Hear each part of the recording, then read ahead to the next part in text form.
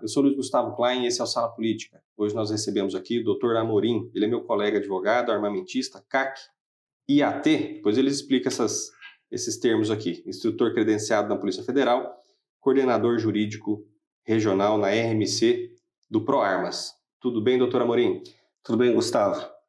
Primeiramente, gostaria de agradecer por esse convite, parabenizar pelo seu programa, de altíssima audiência, e dar um bom dia, para todos os seus ouvintes, e dizer que, para mim, é uma honra estar podendo participar aqui do seu programa. Eu que agradeço. Explica para a gente aqui, eu sei, mas explica para o nosso telespectador o que é um CAC, o que é um IAT.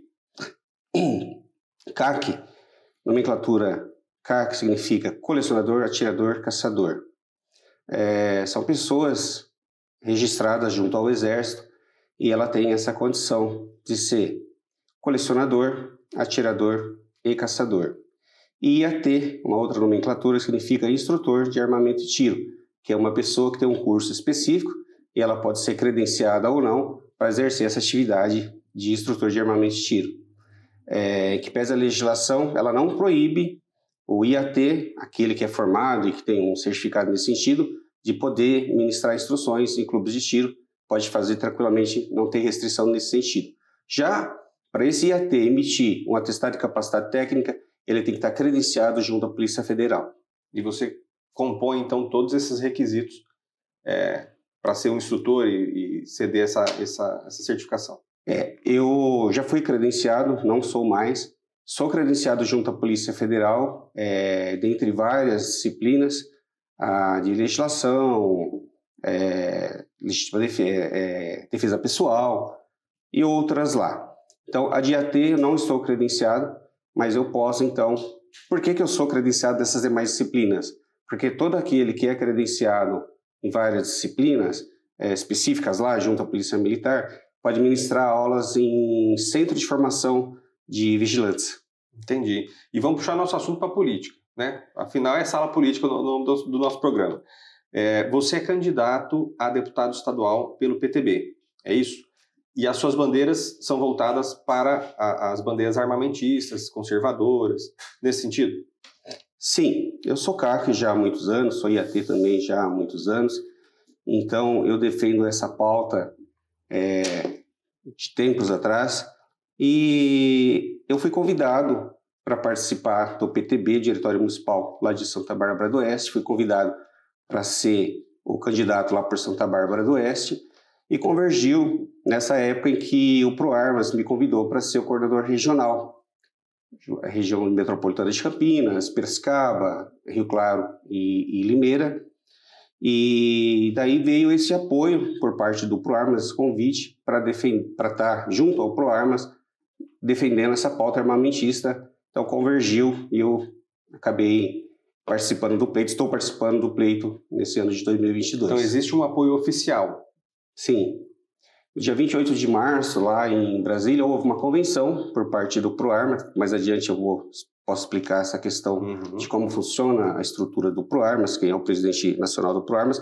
Mas houve lá em Brasília uma convenção em que o Dr. Marcos Polon, que também é nosso colega, ele é o presidente nacional do ProArmas, e ele lá apresentou por parte do ProArmas, naquela época até então, todos os candidatos, seja estadual, federal ou para o Senado, apoiados pelo ProArmas.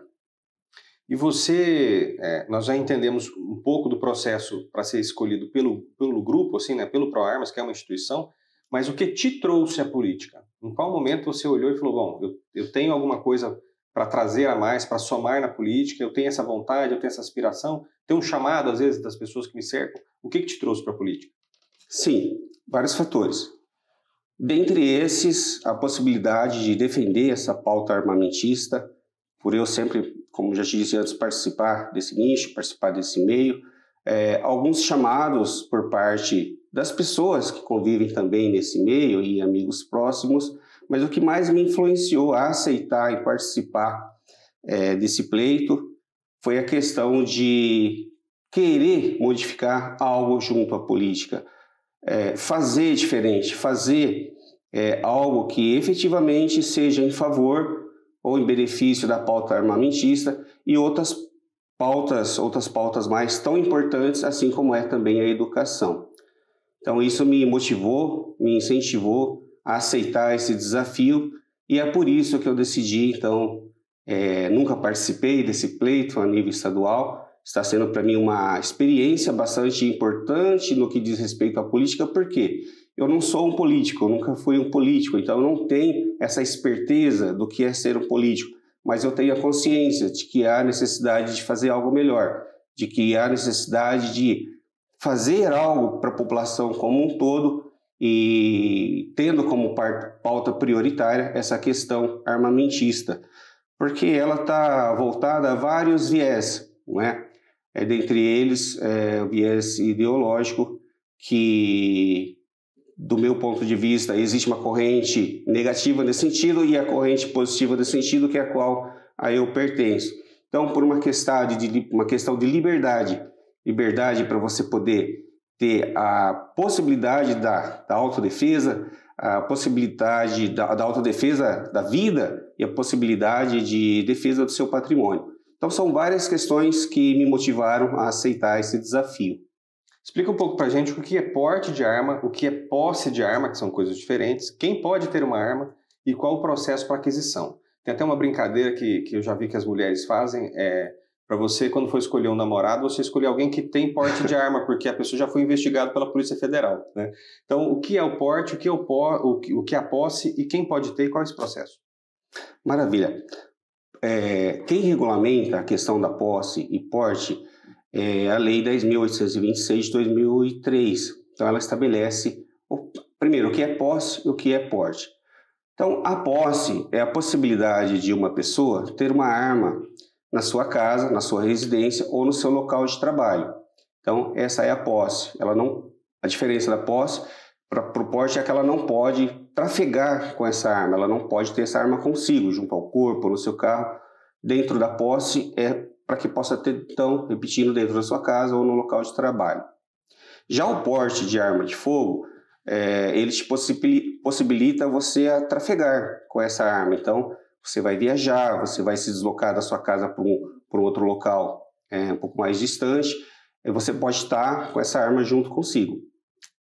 Lógico que, por força da própria legislação, de forma velada, essa arma não pode estar exposta. E quais são as pessoas que podem ter a posse e a porte? Por essa legislação vigente, toda e qualquer pessoa que passa por esse processo e tem a sua certidão não negativa, então aliás, negativa que não consta, né? Sim. Ela pode, então, ter a posse de arma de fogo.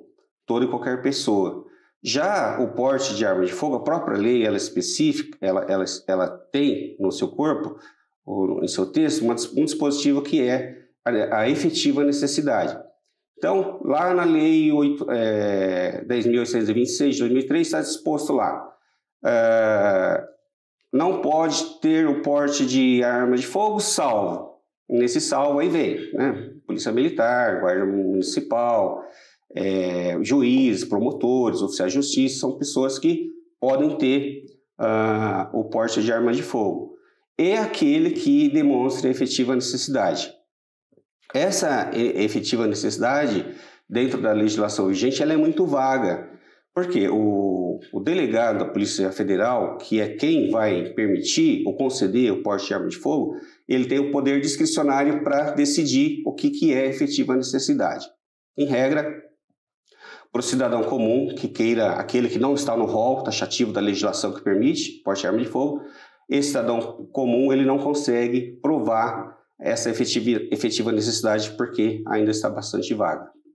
O empresário, por exemplo, tem empresários que muitas vezes conseguem para ter na empresa, para ter em casa, mas como é discricionário o delegado, qual é a diferença de um empresário para o outro? Um que é negado para o que não é negado, né? É difícil ter essa... E não só o empresário, nós, advogados, outras categorias, o próprio motorista, não é? O motorista de Uber. Se você for analisar, no meu entender, está explícita a efetiva necessidade, ainda mais em um país em que, a partir do advento do Estatuto do Desarmamento, cresceu de forma altíssima o índice de homicídios praticados por armas de fogo, armas nas mãos de bandidos. Com o advento dos decretos emitidos pelo governo federal vigente, houve uma diminuição de homicídios por porte de arma de fogo. Então, se você for verificar uma questão de índice, se é verdadeiro ou não o índice no Brasil de que se há um número maior de desarmamento, passa a ter o maior índice de homicídio por armas de fogo, e se você facilita, né, a posse de arma de fogo, diminui. A verdade é que sim, né, nós temos vivenciados aí pela história que sim, com base nesses decretos editados, repetindo, pelo governo federal recentemente, houve uma diminuição do índice de homicídios praticados com armas de fogo por parte dos bandidos. Lembrando que para a pessoa ter acesso, ela tem que fazer um teste psicotécnico. Então tem muito advogado que eu acho que não passaria. Isso é uma brincadeira com a classe, mas, enfim, de forma geral, muitas pessoas não passariam, né? Não é para as pessoas não terem medo de que simplesmente a pessoa vai colocar um revólver no coldre e vai sair andando por aí. Existe todo um estudo psicossocial da pessoa, enfim, uma investigação. Sim, essa daí, ela antecede a pergunta que você fez, como que se consegue, qual é o processo para que você possa ter a posse e o porte de arma de fogo. Aí tem uma outra questão também, que é voltada para os CACs, que eu acabei não mencionando, mas vamos voltar para o processo do que diz respeito às armas registradas no SINARM, na Polícia Federal. Então é isso, você precisa primeiro de pedir uma autorização junto à Polícia Federal, em que você vai fazer um requerimento, você vai solicitar seu registro de arma de fogo, você vai fazer uma declaração demonstrando sua efetiva necessidade, você vai ter que juntar um laudo psicológico atestando que você está apto para poder ter o manuseio, utilização de arma de fogo, um outro atestado por IAT credenciado na Polícia Federal, atestando que você passou por uma capacitação técnica, você foi aprovado de forma técnica no manuseio, e juntar essas certidões do âmbito da justiça criminal, justiça comum, criminal, justiça militar, enfim, 5 ou 6 certidões em que, se você não estiver respondendo a um inquérito policial, a um processo crime, se você não estiver cumprindo uma pena por uma decisão penal condenatória transitada e julgado, aí sim você tem a concessão por parte do delegado desse registro que lhe permite a posse de arma de fogo. No que diz respeito aos CACs, colecionadores, atiradores, caçadores, o processo em si é praticamente idêntico. Você precisa também, mas daí sim voltado para o clube de tiro, para a questão do tiro esportivo, você precisa de ser filiado a um clube de tiro, não precisa ser a vários clubes, em único clube de tiro, e esse clube de tiro, então ele vai emitir uma declaração de que você está afiliado naquele clube de tiro. Junto a isso, você vai ter que reunir todas aquelas outras documentações, que é o atestado psicológico, o laudo psicológico, o atestado de capacitação técnica, todas essas demais certidões, e você faz o requerimento junto ao Exército do CR, seu certificado de registro. Uma vez o Exército emitindo esse CR, você passa a ser, então, CAC. E daí você pode praticar o tiro esportivo, você pode ser colecionador, e você pode também fazer o controle de javali, que a legislação brasileira atual ela permite esse controle do javali. Mais adiante posso explicar o porquê que ela permite, já que nenhuma outra forma, por exemplo, a caça predatória, a caça esportiva no Brasil não é permitida. E aí a pessoa com o porte da casa dela para o clube de tiro, ela pode trafegar. Exatamente. Exceção, né? Na condição CAC, colecionador, atirador, caçador, você tem um porte de trânsito em que você, no deslocamento do local de guarda do acervo até o clube de tiro, onde você vai fazer treinamento, participar de uma competição, e do retorno do clube de tiro para o local de acervo, ou ainda do local de acervo para um local onde você vai fazer o controle de javali e retorno, você tem o porte de trânsito, em que você pode levar o seu acervo junto consigo para o que você for fazer, seja treinamento, competição ou controle de javali, e também ter consigo uma arma de porte, ou seja, uma arma curta, municiada e alimentada, pronto uso, pronto emprego, para proteção do acervo. E daí você, então, tem esse itinerário em que você pode trafegar com essa arma. Qual é o itinerário? A legislação não específica, ela diz que é local de ida e volta, você tem então a sua permissão para ter essa arma curta municiada para proteção do acervo e, óbvio, para própria proteção da pessoa como um todo. Explica para a gente o que é o Estatuto do Desarmamento. O Estatuto do Desarmamento é uma lei que foi feita na época do governo de esquerda, e essa lei, que é a Lei 10.826 de 2003, é o Estatuto do Desarmamento, uma lei que tem um viés ideológico, que é desarmar o cidadão e toda uma população. Nós costumamos dizer que ela é uma lei genocida, porque a partir do advento do Estatuto do Desarmamento, teve um índice gritante de homicídios por armas de fogo no Brasil, praticada por pessoas de má índole contra o cidadão de bem, em torno de 60 mil mortes por ano. Então, veja, é uma lei genocida. E por que eu falo para você que ela tem esse viés ideológico de prejudicar o cidadão? Como eu sempre digo, não é um pensamento próprio meu, e foi um dizer do ex-ministro da Justiça da época do governo do PT, Márcio Tomás Bastos, em que ele falou abertamente, isso daí se você fazer uma pesquisa no Google vai de pronto identificar, ele dizendo que o Estatuto do Desarmamento não foi feito para desarmar o bandido. Bom, então ela foi feita para desarmar o cidadão de bem. Outro viés ideológico que é desarmar toda uma população é fazer com que ela fique à mercê então, do inimigo interno e do inimigo externo. Essa questão de desarmar o cidadão de bem no Brasil, ela é uma questão que ela tem um contexto histórico. Desde a época do Brasil colônia, daí para frente, sempre teve uma ideia de manter uma população desarmada para que o Estado pudesse ter um controle em face dessa população. Então não é de hoje esse viés ideológico. Repetindo o que nós acabamos de dizer, quando foram emitidos os decretos por parte do governo federal atual, que flexibilizou a condição de posse de arma de fogo, então nós percebemos que houve um índice gritante na diminuição de homicídios praticados por posse de armas de fogo. Então, o Estatuto do Desarmamento é essa lei que tem esse viés ideológico que é totalmente contra a população de bem.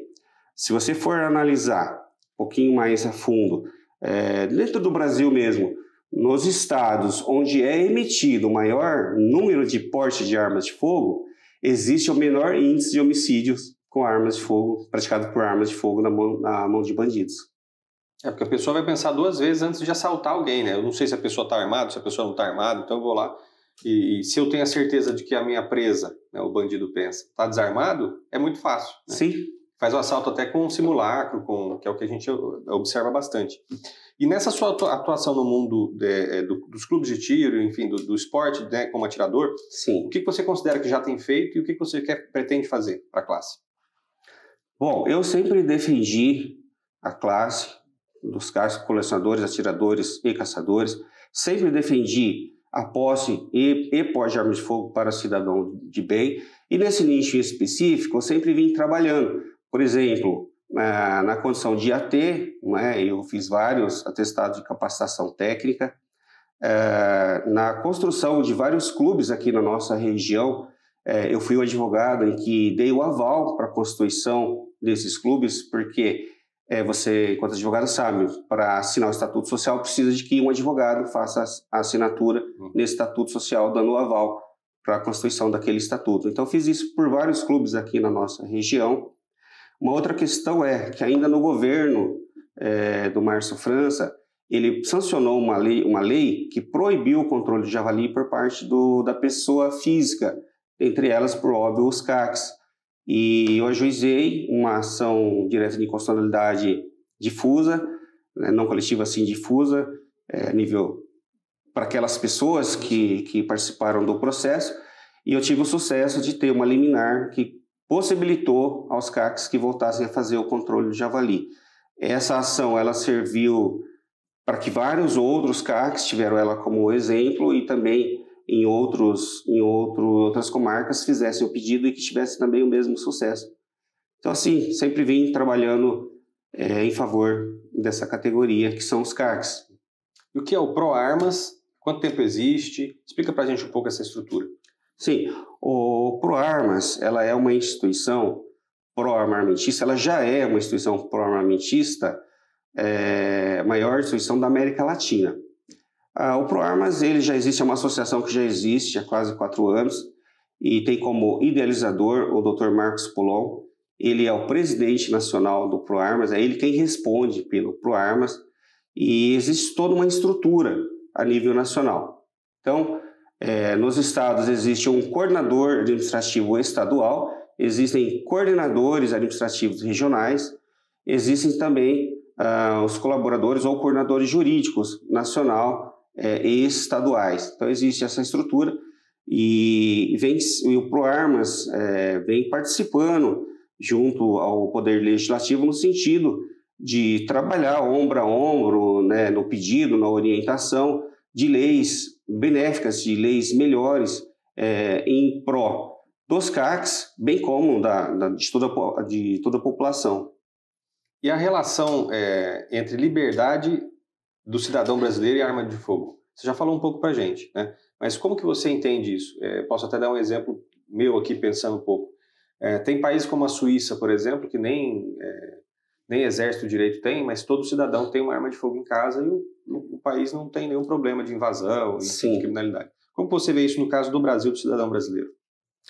Bom, em todos os países onde o cidadão tem o porte de arma de fogo, significa dizer que ele é um homem livre.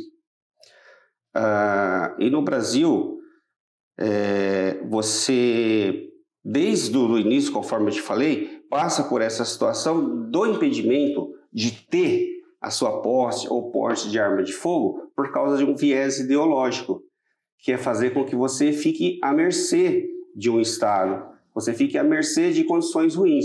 A partir do momento em que você fica à mercê dessas condições ruins, ou seja, você tem que falar sim para tudo que o Estado te impor, você deixa de ser um homem livre, você não tem essa liberdade. É nesse sentido. E a gente tem que lembrar que por melhor que a Polícia Militar, que é quem está no dia a dia, as guardas municipais, né, estão no dia a dia, por melhor que elas sejam, eu particularmente saúdo muito o trabalho que é feito por essas corporações, a polícia só chega depois que já aconteceu o fato, né? Então o policial não está do seu lado quando alguém vai te assaltar. Eu tenho toda a força policial, seja Polícia Militar, seja Guarda Municipal, seja Polícia Civil, Rodoviária Federal, enfim, qual seja, como meus irmãos, porque são pessoas que saem das suas casas dia a dia para nos proteger e elas saem com uma única certeza de que não sabem se irão voltar vivas para suas casas. Eu quero ressaltar que todo e qualquer agente de segurança pública tem esse meu respeito e eu os valorizo bastante. Contudo, o Estado ele é ineficiente para que ele possa te proteger de forma 100% segura. Em que sentido? O Estado não é presente, não é onipotente, ou seja, ele não vai conseguir ficar ao lado de um cidadão de bem o tempo todo, ou naquele momento em que esse cidadão de bem passa a ser vítima de um roubo, de uma tentativa de homicídio. Então, é nessa questão que eu entendo que todo e qualquer cidadão de bem deve ter o seu direito de porte e porte de arma por uma questão de liberdade, de defender a sua vida bem como o seu patrimônio. Voltando um pouquinho para armas aqui, que me ocorreu uma pergunta que eu queria ter te feito. Como que é feita essa escolha? Você comentou com a gente que teve uma reunião do ProArmas, que eles indicam algumas pessoas que fazem parte do grupo para ser... Como que aconteceu essa indicação do seu nome? Acho que faltou a gente pincelar sobre isso. Excelente pergunta. O ProArmas, primeiro, quando teve essa ideia de apoiar pré-candidatos, depois e agora, atualmente candidato, buscou escolher pessoas que fazem parte do meio armamentista, de pessoas que efetivamente defendam essa pauta e que tenham esse conhecimento técnico, que saiba das necessidades, seja ela de natureza de lei, bem como no que diz respeito à própria técnica voltada para arma de fogo. Então, ou seja, alguém do meio que conheça essa necessidade alguém técnico que possa trabalhar para suprir essas necessidades. E como é que foi feita a indicação? A indicação ela foi feita por coordenadores, ou coordenador estadual, coordenadores regionais, foram as pessoas em que escolheram esses candidatos e apresentaram para o ProArmas, para o presidente nacional, Dr. Marcos Polon, e então ele avalizou essas pessoas. No meu caso, foi através do Thiago Zanetti. Thiago Zanetti, ele é coordenador do ProArmas, ele é o proprietário da Casa Braço de Prata, lá em Santa Bárbara do Oeste, que é uma loja que vende armas de fogo, acessórios, afins. Então foi ele quem me indicou lá pro ProArmas e foi dessa forma que eu acabei chegando onde eu estou. Sobre o papel do caçador, você falou sobre o controle dos javalis. Eu me lembro de uma notícia, até uns 2, 3 anos isso, que no Rio Grande do Sul os javalis estavam acabando com lavouras inteiras, né? Qual que é o papel do caçador nessa situação? Nesse sentido, o papel do caçador é extremamente importante.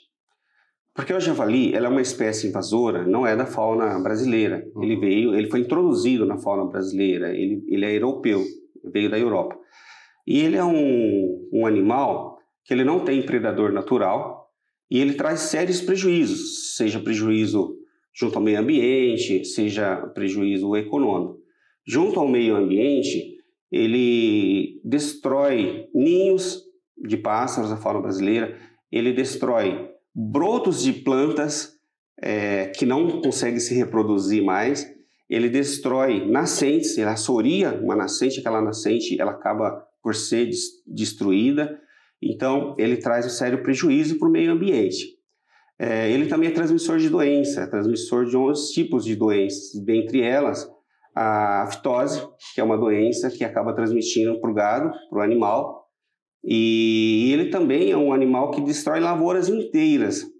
Por quê? Ele não é um animal que, por exemplo, vai numa roça de milho e derruba um pé de milho e ele come aquela espiga como um todo. Não. Ele derruba um pé de milho, ele dá uma mordida numa espiga, ele derruba outro pé de milho, ele dá uma outra mordida naquela espiga e ele não anda só, ele anda em bandos. Então, assim, em uma noite ele é capaz de destruir praticamente um alqueire inteiro de uma plantação de milho.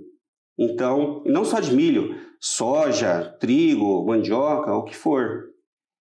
Então ele traz sérios prejuízos, repetindo, junto ao meio ambiente, junto à saúde e também de ordem econômica, porque esses agricultores eles padecem em virtude do ataque desses javalis. E que inclusive é um tipo de animal que ele ataca o ser humano também. Se ele se sentir ameaçado, ele ataca. E ele tem a capacidade de destruir muito grande. Ele pode, dentro de minutos, matar uma pessoa.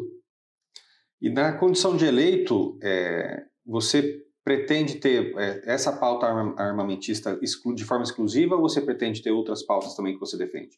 Gustavo, veja, a pauta armamentista ela é prioridade. Eu entendo que nós defendemos